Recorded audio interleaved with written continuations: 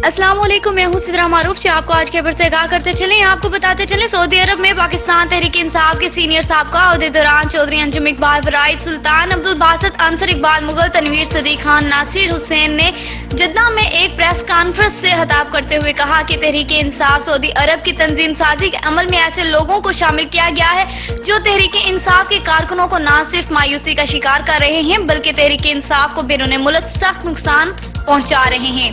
हम अब्दुल्ला रियार के फैसले मुस्तरद करते हैं। रिपोर्ट चौधरी मोहम्मद अमीन कुराया। की जरूरत नहीं है, चले कोई बात नहीं, लेकिन जब मेरे कुछ दोस्तों ने सिलेक्टेड दोस्तों ने यहाँ पे एक प्रेस कॉन्फ्रेंस की और प्रेस कॉन्फ्रेंस में इतनी शानदार अदाकारी और इतना अच्छा स्क्रिप्ट था और वो देख के वो सुन के वो एक झूठों का पलंदा था जो